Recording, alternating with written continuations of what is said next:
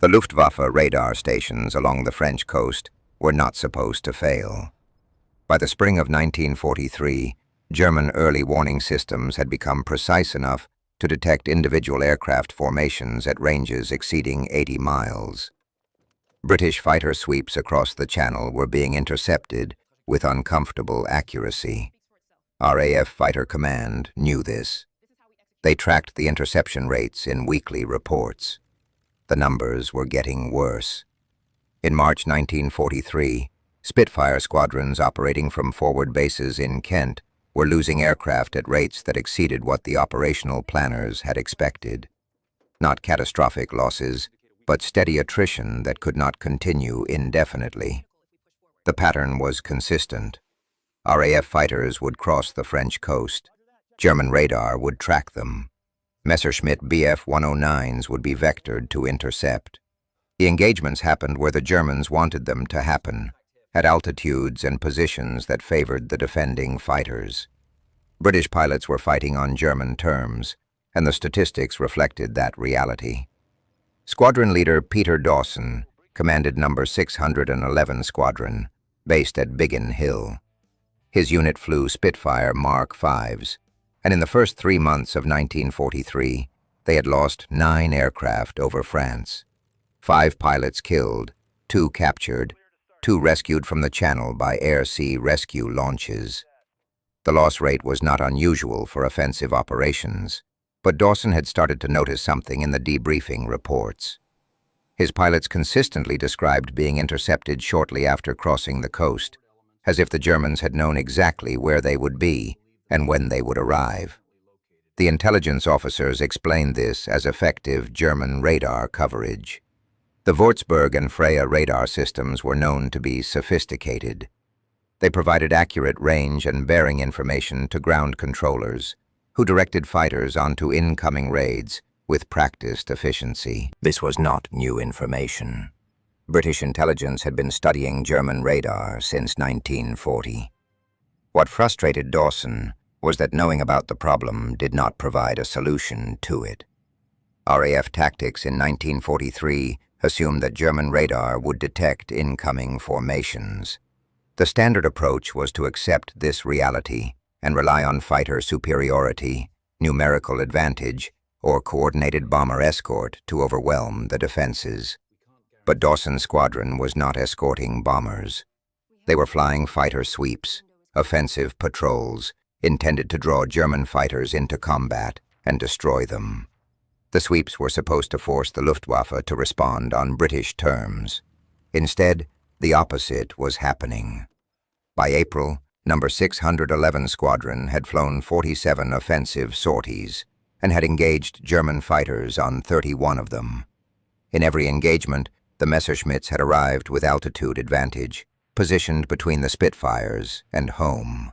The Germans were not reacting to surprise.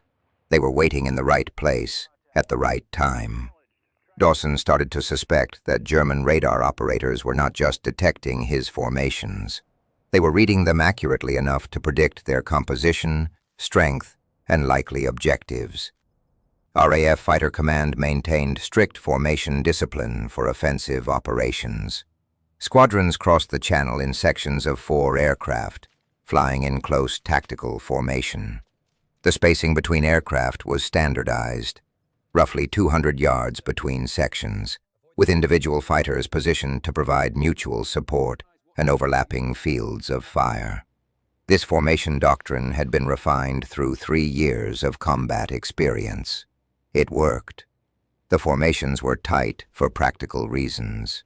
Close spacing allowed section leaders to maintain visual control over their aircraft. Hand signals were still used for communication, even with radios, because radio discipline required that transmissions be kept to a minimum. Tight formations also concentrated defensive firepower.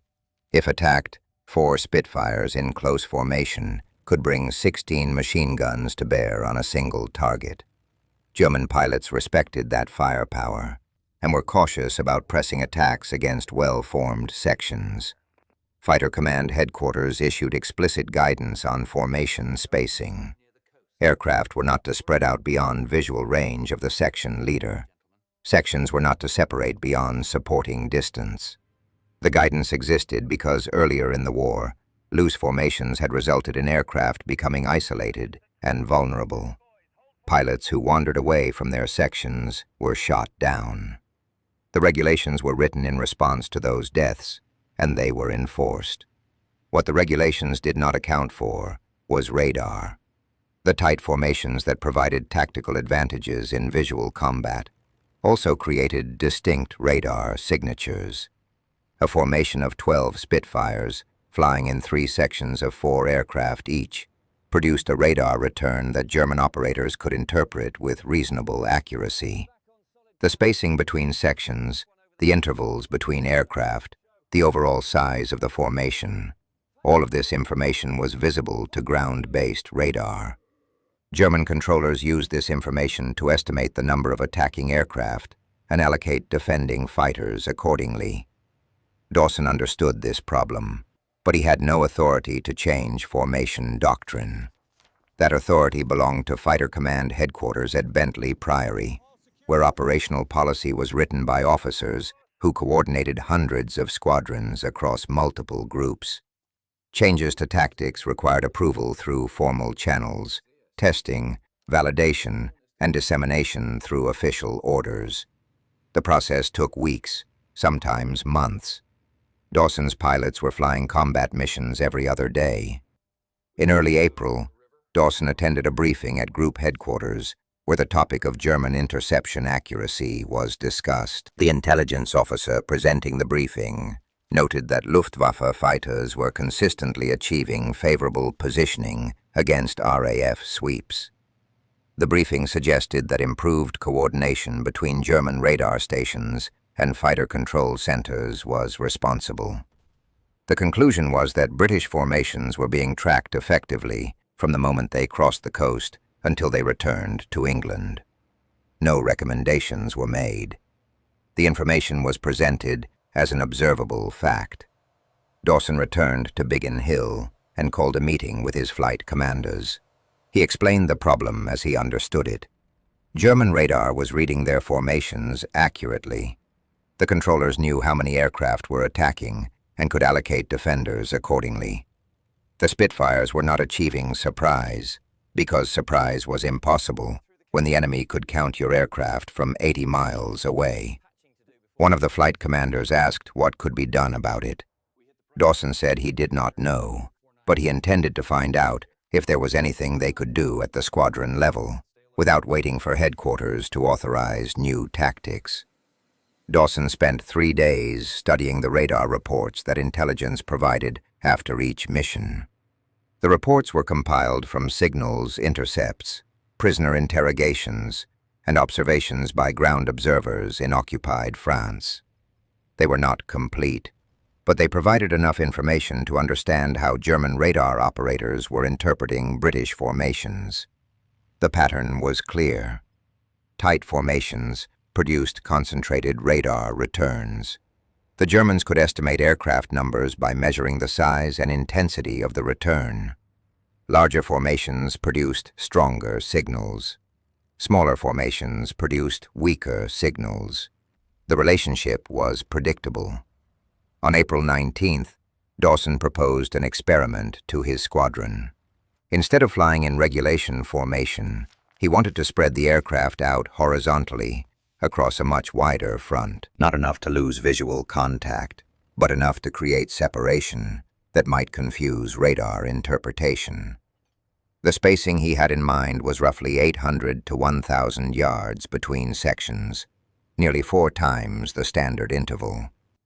Each section would still maintain internal cohesion, but the overall formation would stretch across nearly 2 miles of sky instead of half a mile.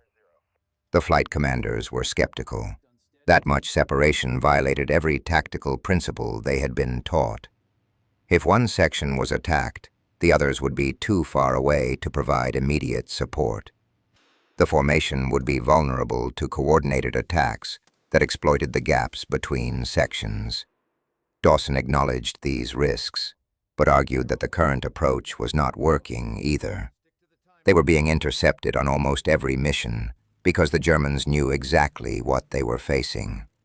If spreading out created uncertainty for German controllers, it might buy them a few minutes of confusion, a few minutes where the Luftwaffe fighters were positioned incorrectly or allocated in the wrong numbers. The decision to try the modified formation required breaking standing orders. Fighter Command regulations specified maximum separation distances between sections. Dawson's proposed spacing exceeded those limits. Technically, he needed approval from Group Headquarters to deviate from doctrine.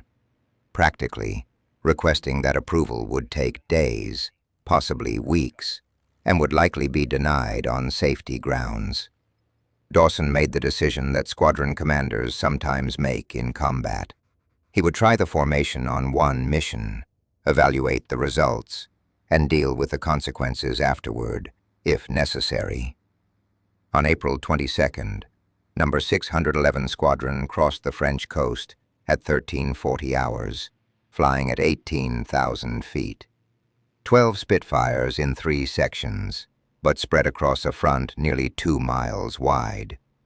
Each section leader maintained visual contact with the adjacent section, but just barely. The formation looked wrong to the pilots flying it. It felt exposed, fragmented, nothing like the tight protective formations they had trained in. The radio was silent, except for navigation calls. Nobody mentioned that they were violating formation doctrine. Everyone understood what was being tested. The German radar stations detected the formation at the expected range. The returns appeared on the plotting tables at the Luftwaffe fighter control centers. The controllers studied the radar picture and made their assessments. But something was different this time. The radar return was spread across an unusually wide area. The individual sections were visible, but the overall formation structure was ambiguous. Was this a single large formation flying in unusual spacing, or were these separate small formations flying parallel courses? The distinction mattered because it determined how many fighters should be scrambled to intercept. The German controller made a decision based on incomplete information. The radar return suggested a formation of moderate size, possibly 8 to 10 aircraft. He vectored a swarm of 4 Bf-109s to intercept. The Messerschmitts climbed to altitude and positioned themselves between the incoming Spitfires and the French coast, standard defensive positioning. When the German pilots made visual contact, they realized immediately that something was wrong. There were not 8 or 10 Spitfires. There were 12, and they were spread across a much wider front than expected. The 4 Bf-109s were outnumbered 3 to 1, positioned in the center of a formation that extended beyond their visual range in both directions. The engagement lasted 4 minutes. The German flight leader recognized the tactical disadvantage and disengaged, diving away toward the coast. The Spitfires did not pursue. They completed their sweep, turned for home, and landed at Biggin Hill without loss. In the debriefing, Dawson's pilots reported that the German fighters had appeared surprised by the formation size and had broken off contact almost immediately. That had never happened before. Dawson flew the same formation on April 24th. Different route, different time, same tactical spacing. German radar detected the formation, and controllers scrambled fighters to intercept. Again, the number of defending aircraft was insufficient. 6 Bf-109s engaged 12 Spitfires that were spread across a front the Germans had not anticipated. The Messerschmitts made one attack pass and withdrew. No losses on either side, but the interception had failed to achieve its objective. The Spitfires had penetrated 20 miles inland before turning back. By the end of April, No. 611 Squadron had flown 8 missions using the spread formation. German fighters attempted interceptions on 6 of those missions, but in every case, the defending force was either too small or positioned incorrectly. The Luftwaffe controllers were consistently underestimating the size of the attacking formations. The radar returns were ambiguous enough that accurate assessment was difficult. Some controllers interpreted the spread formation as multiple small groups. Others saw it as a single formation, but underestimated the number of aircraft based on the dispersed radar signature.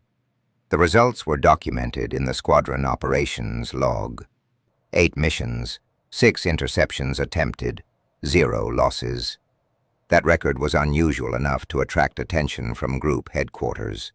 In early May, an intelligence officer visited Biggin Hill to review the squadron's recent operations. He interviewed Dawson and examined the mission reports. Dawson explained the formation modification and the reasoning behind it. The intelligence officer took notes, asked questions about radar detection ranges and German intercept procedures, and said he would include the information in his report to Fighter Command. 2 weeks later, Dawson received a formal inquiry from Group Headquarters. The inquiry asked for detailed explanation of the tactical formation used by No. 611 Squadron during recent operations. Specifically, it noted that reported section spacing exceeded authorized limits and requested clarification on whether this deviation had been approved through proper channels. The inquiry was polite, but direct. Someone had noticed that the squadron was not flying standard formations, and they wanted to know why. Dawson submitted a written response that included the mission logs, pilot reports, and his own analysis of the results. He acknowledged that the formation spacing violated standing regulations. He explained that the modification had been tested as a tactical experiment to address the problem of German radar detection accuracy. He noted that the results suggested the spread formation created confusion for enemy controllers and reduced the effectiveness of interceptions. He requested that the formation be evaluated formally and, if validated, be authorized for operational use by other squadrons facing similar challenges. The response went up the chain of command. It reached Fighter Command headquarters in mid-May, where it was reviewed by the operations staff. The tactical merits were obvious from the mission reports. The problem was that the formation violated doctrine, and doctrine existed for reasons that extended beyond any single squadron's experience. Spreading formations out increased vulnerability to coordinated attacks. It required higher levels of pilot skill and situational awareness. It reduced the concentration of defensive firepower that tight formations provided. These were not trivial concerns. Fighter Command did not immediately authorize the spread formation for general use.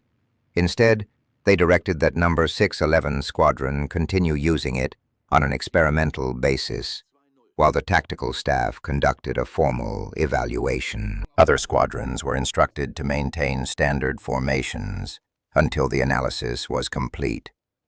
The evaluation would include assessment of radar effectiveness, interception success rates, loss rates, and pilot feedback. The process would take several weeks, possibly longer.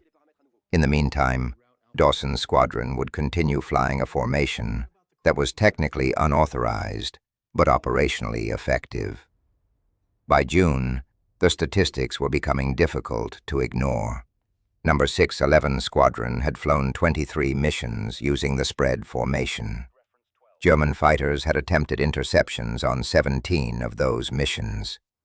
The squadron had lost 1 aircraft, shot down during an engagement where the Spitfires were outnumbered, because the German controller had, unusually, overestimated rather than underestimated the formation size and scrambled too many defenders.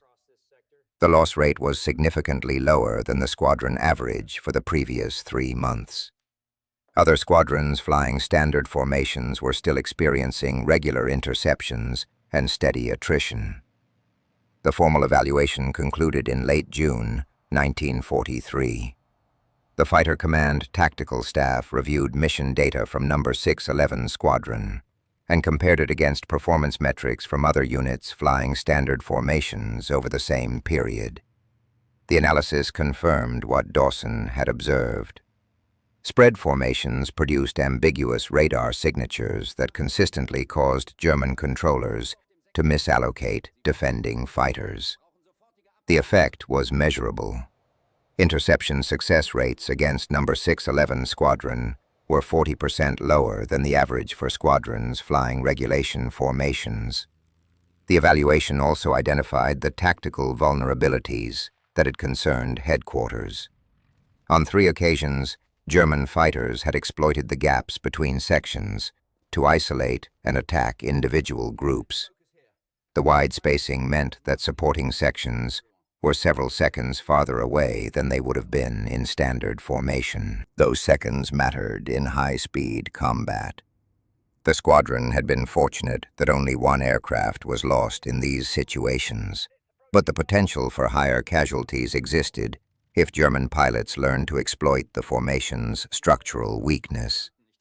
The conclusion reached by the tactical staff was nuanced. The spread formation provided a genuine advantage against radar-directed interceptions, but it introduced vulnerabilities that required experienced pilots and disciplined section leaders to manage. It was not a formation that could be adopted universally across fighter command without risk. Inexperienced squadrons or units with less cohesive leadership might suffer increased losses if they attempted to fly such dispersed formations without adequate training and preparation. Fighter Command issued guidance in July that reflected this assessment. The spread formation was authorized for use by squadron commanders at their discretion, provided that pilots received appropriate briefing on the associated risks and that section leaders were capable of maintaining formation integrity across extended spacing. The guidance stopped short of mandating the formation or recommending it as standard practice. It was presented as an available tactical option, one tool among several that commanders could employ based on operational circumstances and unit capabilities. The guidance was distributed through routine channels, included in the monthly tactical bulletin that was sent to all fighter squadrons. It occupied 2 paragraphs on page 7 of a 14-page document. The language was technical and procedural. It did not emphasize the formation's effectiveness or suggest that it represented a significant tactical innovation. To most squadron commanders reading the bulletin, it appeared as minor guidance on acceptable variations in formation spacing, not as a solution to the problem of German radar detection. As a result, adoption of the spread formation across fighter command was slow and inconsistent. Some squadrons experimented with it after reading the guidance. Others continued flying standard formations because that was what their pilots knew and what the training manuals specified. A few squadron commanders tried the spread formation on 1 or 2 missions, decided it felt too risky, and reverted to regulation spacing. There was no pressure from headquarters to adopt the new formation, no directive that framed it as tactically necessary. It remained optional, and in military organizations, optional often means ignored. By August 1943, approximately 9 squadrons were regularly using spread formations on offensive sweeps over France. These units reported interception rates that were noticeably lower than the fighter command average. German controllers continued to struggle with accurate assessment of dispersed radar returns. Luftwaffe pilots complained in debriefings that British formations were appearing in unexpected strengths and configurations, making it difficult to plan effective intercepts. The effect was real, but it was limited to the small number of squadrons that had chosen to adopt the modified tactics. The spread formation never became standard doctrine during the war. Fighter Command continued to specify close tactical formations as the primary approach for offensive operations through 1944 and into 1945. The official training manuals were not revised to incorporate the lessons learned from the radar confusion experiments. New pilots arriving at operational squadrons were taught to fly tight formations, just as pilots had been taught since 1940. The knowledge that dispersed spacing could degrade enemy radar effectiveness existed in the tactical bulletins, and in the operational experience of a handful of squadrons. But it did not propagate through the force as institutional knowledge. Part of the reason was technological change. By late 1943, the Luftwaffe's defensive system in occupied France was deteriorating under the pressure of sustained Allied air operations. German radar stations were being destroyed by bombing raids. Fighter units were being withdrawn to defend Germany itself against the growing American daylight bombing campaign. The tactical problem that Dawson's formation had been designed to solve became less acute as German defensive capabilities declined. The innovation had worked, but the operational environment had shifted before the innovation could be fully exploited. Another factor was the nature of tactical knowledge in combat organizations. Solutions developed by individual squadrons often remained localized unless they were formally documented, tested, and disseminated through official channels.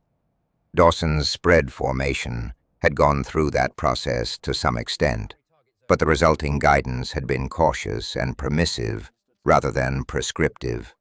Fighter Command had authorized the formation, but had not mandated it or promoted it as best practice.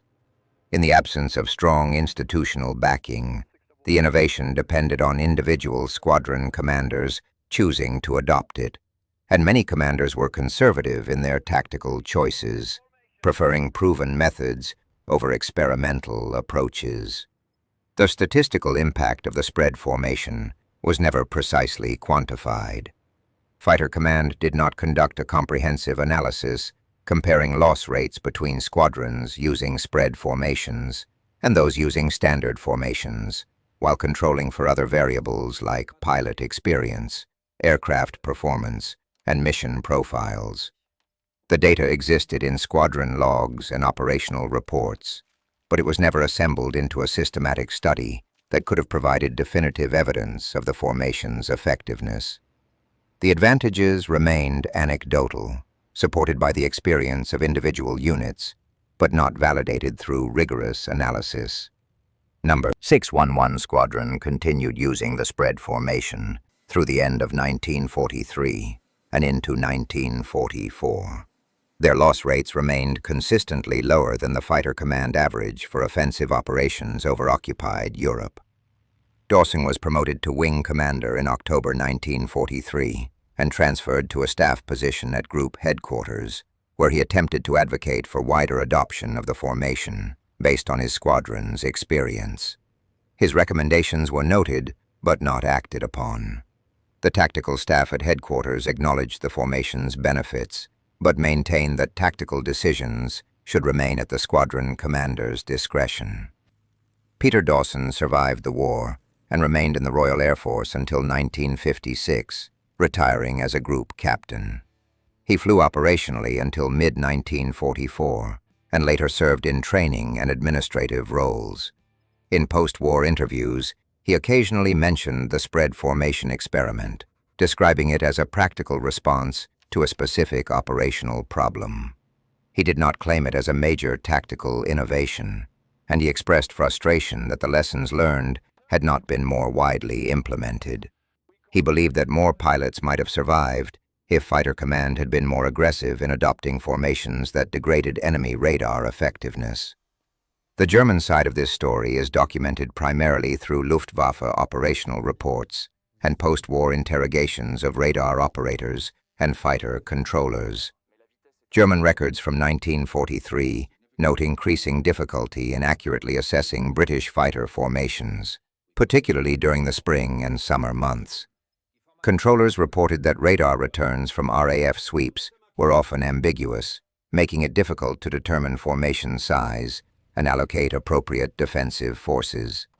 Some reports attributed this to improved British electronic countermeasures. Others noted unusual formation spacing that did not match established patterns. The connection between British tactical changes and German operational confusion was understood, but it was not analyzed in detail during the war. After the war, military historians studying RAF tactical evolution in 1943 occasionally referenced the spread formation experiments. but the topic never received extensive attention. It was overshadowed by more dramatic tactical developments, like the introduction of long-range escort fighters, improvements in aircraft performance, and the transition to large-scale strategic bombing operations. The spread formation was a minor tactical adjustment that had worked reasonably well for a small number of squadrons over a limited period. It did not change the course of the air war. It simply made life slightly more difficult for German radar operators and slightly safer for British pilots who happened to be flying in squadrons that used it. James McKenna's piano wire tensioner became part of official aircraft specifications. Peter Dawson's spread formation remained a footnote in tactical bulletins. Both innovations emerged from the same impulse, practitioners observing problems and developing solutions without waiting for institutional approval. Both worked. One was eventually recognized and integrated into standard practice. The other was authorized, but never emphasized, adopted by some units and ignored by others. Effective where it was used, but never systematically exploited. The difference between them had nothing to do with the quality of the innovation. It had to do with how military organizations process tactical knowledge, how quickly they can adapt, and how much authority they grant to the people actually fighting. The lesson, if there is one, is not that regulations should be ignored or that commanders should routinely deviate from doctrine. The lesson is that combat generates information faster than institutions can absorb it, and that the gap between observation and implementation often determines who survives. Dawson saw a problem, tested a solution, documented the results, and reported his findings through proper channels. The system acknowledged his work and gave permission for others to follow his example. Some did, most did not. And that permission, rather than directive, meant the innovation remained optional until the operational environment changed enough that it no longer mattered whether anyone used it or not.